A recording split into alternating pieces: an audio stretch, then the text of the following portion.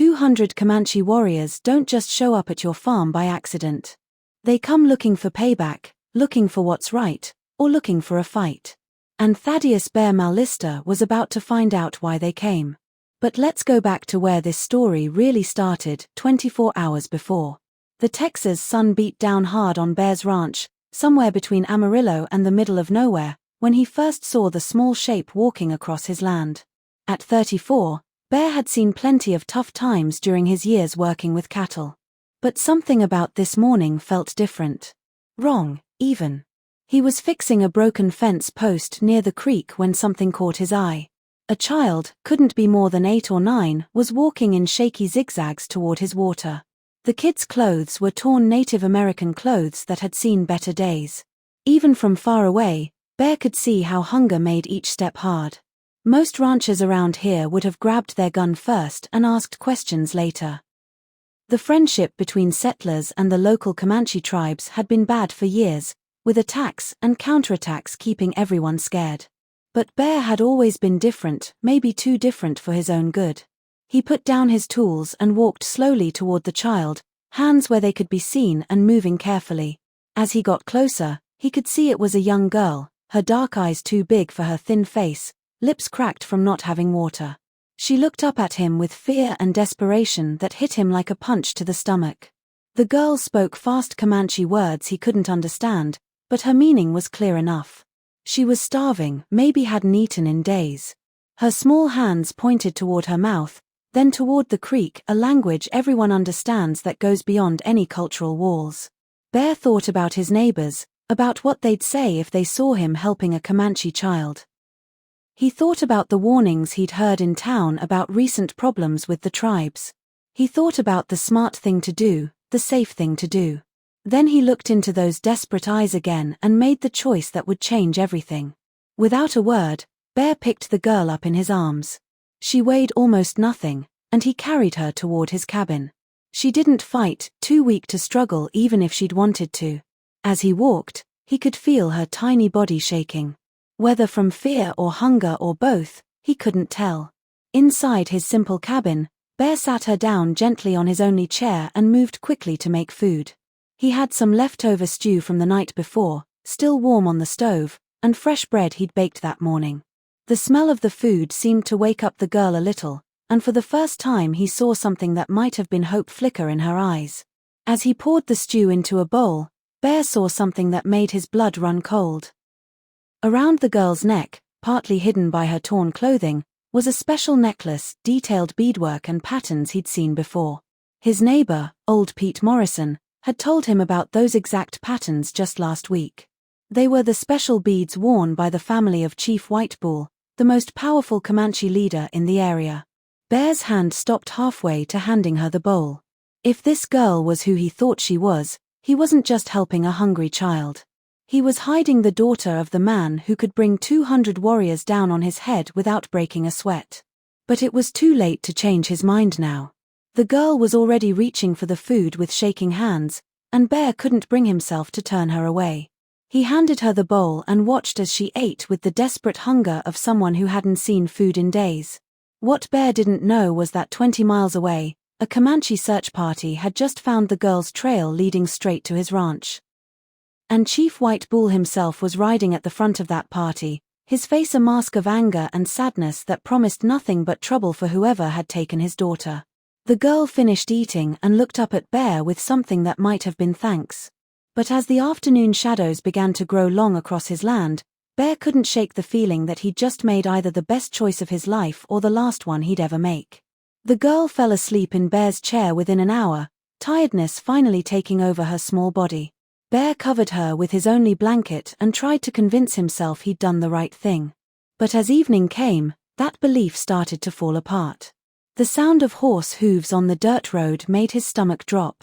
Bear looked through his window and saw his neighbor Cletus Hartwell riding hard toward his cabin with 2 other men Bear knew from town, Deputy Sheriff Jake Morrison and the local preacher, Reverend Thomas. Bear stepped outside before they could get off their horses, hoping to keep their voices down and not wake the girl. But Cletus was already yelling before his horse came to a full stop. "Bear, you crazy fool. What in the hell are you thinking? Cletus's face was red with anger and something that looked like fear. Morrison here says he saw smoke signals coming from the hills this afternoon. The Comanche are looking for something or someone. Deputy Morrison nodded seriously. My father sent word from town. Chief White Bull's daughter went missing 3 days ago during a hunting trip. Word is she wandered off and got lost in a storm. He paused, studying Bear's face carefully. You wouldn't happen to know anything about a missing Comanche girl, would you? Bear felt his throat go dry. The smart thing would be to lie, to send them away and figure this out on his own. But these men had been his neighbors for years. And despite their problems, they were here out of real concern. She's inside, Bear said quietly. Half-starved and worn out. I couldn't just leave her to die. The silence that followed was loud. Reverend Thomas was the first to speak, his voice barely above a whisper. Son, do you have any idea what you've done? I helped a hungry child, Bear replied. But even as he said it, he could hear how simple it sounded. Cletus started pacing back and forth, running his hands through his hair. They're going to think you took her. Hell, they probably already think that. White Bull's been known to destroy entire towns for less than this. Deputy Morrison was already backing toward his horse. I have to report this, Bear. It's my job, but I'll give you a head start. Get her back to her people before they find you here. In the dark? Bear asked. She can barely walk. And how am I supposed to get close to a Comanche camp without getting shot full of arrows? That's your problem now, Morrison said, getting on his horse. I'm riding to town to warn everyone else. If White Bull decides to make an example of you, he might not stop at just your ranch. As the 3 men rode away, Bear stood alone in the growing darkness, listening to the girl's quiet breathing from inside the cabin. He thought about getting his horse ready and trying to find the Comanche camp, but he knew it was suicide. He thought about loading her into his wagon and trying to reach the nearest town, but that would only make things worse. The truth was, there was no good way out of this. Every choice led to the same place, a fight with one of the most feared war chiefs in Texas. As if called by his thoughts, a new sound drifted across the plains. The distant rhythm of war drums, getting closer with each passing minute. Bear's blood turned to ice. They weren't waiting for morning. The Comanche were coming tonight. Bear rushed back into the cabin, his mind racing. The war drums were getting louder, and he could now make out individual beats in the rhythm. Slow, steady, and absolutely terrifying. This wasn't the wild noise of a raiding party. This was something far more organized and much more dangerous. The girl stirred in the chair, woken by the sound of the drums. Her eyes opened wide, and for the first time since he'd found her, Bear saw understanding cross her face. She knew what those drums meant better than he did. She spoke rapidly in Comanche, pointing toward the door and then at herself. Even without understanding the words, Bear could see the panic in her movements. She was trying to tell him something important, but the language barrier made talking impossible. Bear knelt down beside her chair, speaking as calmly as he could manage. I know you can't understand me, little one, but I'm trying to help you. Those drums, that's your people coming for you, isn't it? The girl nodded hard, then grabbed Bear's shirt and pulled him toward the window. She pointed outside and held up both hands, opening and closing her fingers over and over. Bear counted along with her movements, 10, 20, 30. She kept going until she'd counted to what looked like 200. Bear's legs went weak. 200 warriors. He'd been hoping for maybe a dozen angry braves that he could somehow talk to. But 200, that was enough to destroy every ranch for 50 miles. The drums stopped suddenly, and the silence that followed was somehow worse than the noise had been. Bear moved to the window and looked out into the darkness. At first, he saw nothing. Then, like ghosts appearing from the night itself, he began to make out shapes moving across his land. They came in perfect formation, warriors on horses spread out in a wide half-circle that was slowly getting tighter around his cabin. Even in the moonlight, Bear could see the war paint on their faces, the feathers in their hair, the weapons in their hands. These weren't men who had come to talk. The girl tugged on Bear's sleeve again, this time pointing toward herself and then toward the door. She wanted to go to them, But Bear couldn't tell if that would help or make everything worse. What if they thought he'd hurt her? What if they didn't believe she'd come to him willingly? A single voice called out from the darkness, speaking in English with a heavy accent but perfect clarity. "White man, we know you have taken something that belongs to us. Send out the girl, and perhaps you will live to see morning." Bear's mouth went dry. The voice carried complete authority. This had to be Chief White Bull himself. Bear had heard stories about the man, how he'd united several tribes under his leadership, how he'd never lost a battle against the cavalry. And now Bear was about to face him across the barrel of a conversation that could end with everyone dead. Bear stepped toward the door, but the girl grabbed his arm with surprising strength for someone so small. She shook her head wildly and pointed to herself, then made a gesture across her throat. She was trying to warn him about something. But what? Then it hit him like a lightning bolt. The girl wasn't just the chief's daughter. She was the chief's only daughter. In Comanche culture, that made her priceless, not just to his family, but as the future of the bloodline. If anything had happened to her while in Bear's care, even if it wasn't his fault, White Bull would have no choice but to make an example of him that other settlers would never forget. Bear realized with growing horror that saving the girl's life might have been the easy part. Now he had to prove to 200 armed warriors that he'd saved her, not stolen her. And he had about 30 seconds to figure out how to do that before Chief White Bull lost his patience and turned Bear's ranch into a battlefield. Bear made the hardest choice of his life. He opened the cabin door and stepped outside with his hands raised high, the girl following close behind him. The sight that greeted him was something straight out of his worst nightmares. 200 Comanche warriors sat still on their horses, forming a perfect circle around his land. War paint gleamed in the moonlight, and every weapon was pointed straight at him. At the front of the group sat a man who could only be Chief White Bull, huge, scary, with silver streaking through his long black hair and eyes that seemed to burn with barely controlled anger. The girl ran toward her father, calling out in Comanche. But instead of the happy reunion Bear expected, White Bull's face grew even darker. The chief got off his horse and knelt beside his daughter, looking her over carefully while she spoke rapidly, pointing back toward Bear and the cabin. Bear couldn't understand the words, but he could read the chief's body language.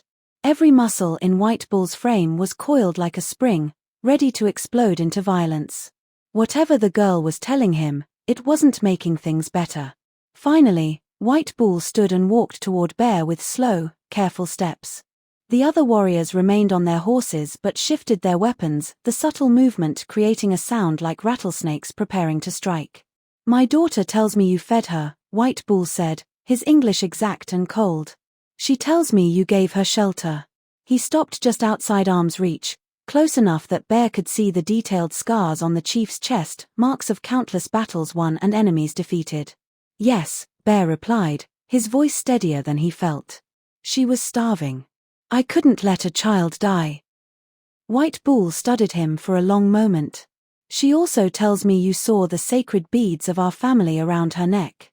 You knew who she was, yet you did not immediately return her to us." Bear's heart sank. This was it. The moment everything went wrong. I was going to bring her back in the morning. She was too weak to travel at night." "Perhaps," White Bull said. "Or perhaps you thought to keep her as a prize, to trade her back to us for cattle or horses or safe passage through our lands." The accusation hung in the air like smoke from a funeral fire. Bear could feel the weight of 200 pairs of eyes on him, warriors waiting for their chief's signal to turn this conversation into a massacre. "That's not true," Bear said. "I never wanted anything from you. I just couldn't watch a child suffer. If you were Bear, what would you do? Throw yourself on the mercy of a war chief who'd never shown mercy to any white man? Or stand your ground and defend your actions, even if it meant certain death?" What Bear decided next would determine whether the sun would rise on peace or on a war that would consume the entire territory. White Bull raised his hand, and every warrior drew back their bowstrings in perfect unison. The sound of 200 arrows being readied at once was like death itself taking a breath. "You will prove your words," the chief said quietly, "or you will die where you stand." Bear's mind raced as he stared at 200 arrow points glinting in the moonlight. How do you prove goodness to a man who's seen nothing but evil from your kind? Then inspiration struck like lightning. Your daughter was wearing this when I found her, Bear said slowly, reaching into his pocket. Every warrior tensed, but he pulled out a small piece of torn fabric, part of the girl's original clothing that had caught on his fence post. I kept it because I thought you might want proof that I didn't harm her. White Bull looked at the fabric, recognition flickering in his eyes. It was indeed from his daughter's special dress, the one she'd been wearing when she disappeared. She came to my water source, Bear continued, his voice growing stronger. I could have driven her away. Could have shot her as a trespasser. Instead, I carried her to my home. I gave her my own food, my own blanket. I asked for nothing in return. The girl spoke up suddenly, tugging on her father's arm and pointing back toward the cabin. She ran to the door and waved for him to follow. Confused but curious, White Bull motioned for Bear to come with them inside. In the cabin, the girl pointed to the chair where she'd slept, then to the empty bowl where Bear had served her stew. She acted out eating, then sleeping, then pointed to Bear and smiled, the first real smile he'd seen from her. But White Bull's attention was focused on something else entirely. On the table sat Bear's most prized possession. A small old photograph of his own family. His wife and young son, both killed in a sickness outbreak 3 years ago. The picture was worn from handling, surrounded by dried wildflowers that Bear replaced every week. You have lost children too, White Bull said quietly. And for the first time, his voice held something other than anger. My boy was about her age, Bear replied, his throat tight. Maybe that's why I couldn't turn her away. White Bull picked up the photograph, studying the faces of Bear's lost family. Outside, the warriors kept their positions, but something in the atmosphere had shifted. The girl continued chattering in Comanche, apparently telling her father every detail of how Bear had cared for her. She says you could have taken advantage, White Bull translated. A lone white man with a Comanche child. You could have demanded ransom, could have used her as protection. Instead, you simply fed her and let her rest. Bear nodded. I've got no fight with your people, Chief. I just work my land and try to live in peace. White Bull was quiet for a long moment, still holding the photograph. When he finally spoke, his words surprised everyone, including his own daughter. My warriors expected to find a kidnapper tonight. They expected to burn this place to the ground and take your scalp back as proof of our justice. He set the photograph down carefully. Instead, we find a man who showed kindness to a child who could have been his enemy. Bear felt hope flickering in his chest, but he could also hear restless movement outside. 200 warriors had come here for blood, and their chief was talking about kindness. That kind of disappointment could quickly turn into a different kind of violence. But there is still a problem, White Bull continued, and Bear's hope crumbled. My warriors cannot return empty-handed. They cannot tell their wives and children that we rode out to punish a crime and came back with nothing but words. Bear's blood turned cold. What are you saying? I am saying that even though you meant no harm, you have created a situation that demands resolution. My people expected justice tonight, and if they don't get it... White Bull pointed toward the door, where the sound of increasingly upset voices could be heard. Some of my young warriors believe that any white man who touches a Comanche child, for any reason, must pay the price. They think I am being weak by talking instead of fighting. Outside, someone shouted in Comanche, and the sound was picked up by other voices. Bear couldn't understand the words, but the tone was unmistakable. They were calling for blood. White Bull looked Bear directly in the eyes. There is only one way to satisfy both justice and honor tonight, but it will require something from you that may be harder than dying. Broken Arrow stepped directly into White Bull's path, his scarred face twisted with rage. He spoke rapidly in Comanche, his voice rising with each word, and Bear didn't need a translation to understand the challenge being thrown down. White Bull's response was quiet but firm, and Bear watched as the two men faced off, chief against warrior, authority against grief-fueled anger. The careful discipline that had marked their arrival was starting to break apart, and Bear realized he was witnessing something that could split the tribe apart. Broken Arrow pointed his lance at Bear and shouted something that made several warriors nod in agreement. White Bull's jaw tightened, and when he spoke again, his voice carried the unmistakable tone of a final warning. But Broken Arrow wasn't backing down. He took another step forward, close enough now that the point of his lance was almost touching White Bull's chest. The challenge was clear: follow the old ways of blood for blood, or be seen as weak by the younger warriors. That's when the girl did something that no one expected. She stepped between the two men and began speaking in rapid, passionate Comanche. Her young voice cut through the tension like a knife, and Bear watched as Broken Arrow's face shifted from rage to confusion to something that might have been shame. White Bull translated quietly: she is telling them exactly what happened. How she got lost in the storm. How she wandered for days without food or water. How she expected to die alone on the prairie until you found her. The girl continued speaking, her voice growing stronger with each word. She pointed to Bear, then to herself, then acted out eating and sleeping. She was telling the story of her rescue. And even the warriors who had been supporting Broken Arrow were listening. Now she is telling them about your family photograph, White Bull continued, about how she could see the sadness in your eyes when you looked at it. She is saying that you helped her because you understood loss, not because you wanted to hurt our people. Broken Arrow lowered his lance slightly, but his face still showed doubt. He spoke again, this time directly to the girl, and Bear caught one word he recognized: Wasichu, the Comanche term for white man, and not a friendly one. The girl's response was immediate and fierce. She stepped closer to Broken Arrow and spoke with such intensity that several warriors actually stepped back. Whatever she was saying, it was having an impact. She is asking him if he has children, White Bull translated, surprise evident in his voice. She is asking him what he would want a stranger to do if his child was dying of hunger in the wilderness. Broken Arrow's lance dropped to his side. The girl wasn't finished.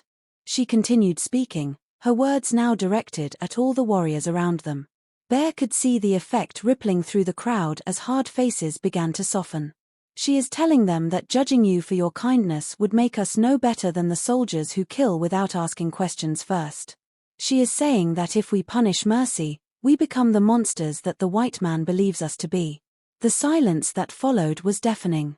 200 warriors sat motionless, processing the words of an 8-year-old girl who had just challenged their deepest beliefs about justice and revenge. Finally, Broken Arrow spoke, his voice barely above a whisper. White Bull's translation came slowly. He says that perhaps the spirits sent his brother a teacher instead of an enemy.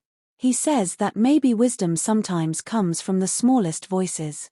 Bear felt something shift in the air around them. The tension wasn't gone, but it had transformed into something else: uncertainty, perhaps, or the beginning of understanding. White Bull looked at Bear with something that might have been respect. My daughter has just done something remarkable. She has turned a war party into a council meeting. But now comes the hardest part. What's that? Now you must prove to them that her faith in you was justified. Tonight, in our village, in front of the elders who have spent their entire lives hating your people. White Bull pointed toward his horse. Are you ready to bet your life on the word of a child? Bear looked down at the girl, who was watching him with those same desperate eyes that had started this whole ordeal. But this time, he realized, she wasn't begging for his help. She was offering hers. And somehow, that made all the difference. The ride to the Comanche village took 3 hours through terrain that Bear had never seen before. Hidden canyons and secret paths that his people had never discovered. As they approached the camp, Bear could see dozens of fires flickering in the darkness and hear the low murmur of voices as word spread of their arrival. The tribal council met immediately, despite the late hour. 7 elders sat in a half-circle around a central fire, their weathered faces serious in the dancing shadows. Bear stood in the center, very aware that he was probably the first white man to enter this sacred space and live to tell about it. White Bull spoke first, explaining the circumstances of his daughter's rescue. Then came Broken Arrow, who, despite his earlier change of heart, still argued for traditional justice. The debate went back and forth in Comanche for what felt like hours, with Bear understanding nothing except the occasional gesture in his direction. Finally, the girl stepped forward again. This time her voice was calm and measured, but her words carried the weight of absolute conviction. She spoke for nearly 10 minutes, never once looking away from the elders' faces. When she finished, the oldest member of the council, an ancient man whose hair was completely white, asked her a single question. Her answer was immediate and unwavering. White Bull turned to Bear. He asked her if she truly believes you would risk your life to save a Comanche child again, knowing what it might cost you. She said yes, without hesitation. The elders talked among themselves in whispers. Bear's heart pounded as he waited for their decision, knowing that these next few moments would determine whether he lived or died. The white-haired elder stood slowly, his joints creaking with age. When he spoke, his voice carried the authority of decades of wisdom. He says, White Bull translated, that the spirits have sent us a test tonight. Not a test of our ability to make war, but our ability to recognize when mercy deserves mercy in return. Bear felt his knees go weak with relief. But the elder wasn't finished. You will be granted safe passage back to your land. But more than that, you will be granted the protection of our tribe. Any Comanche who harms you or your property will answer to this council. Bear could barely speak. I don't know what to say. There is one condition, the elder continued through White Bull's translation. You must promise that if any of our people come to you in need, hungry, wounded, or lost, you will show them the same kindness you showed this child. I promise, Bear said without hesitation. What happened next surprised everyone. The girl ran to Bear and hugged him tightly, speaking in broken English for the first time. Thank you for saving me. Now I save you. As dawn broke over the prairie, Bear rode back to his ranch with an escort of honor instead of a war party. The two cultures that had been on the brink of violence had instead found a bridge in the form of one cowboy's simple act of kindness. Bear's ranch became a neutral ground where Comanche and settlers could meet safely. He never got rich, never became famous, but he lived the rest of his life knowing that sometimes the smallest acts of mercy can prevent the greatest tragedies. And every year, on the anniversary of that night, a young Comanche woman, no longer a starving child but a respected member of her tribe, would visit Bear's ranch to share a meal and remember the moment when two worlds chose understanding over warfare.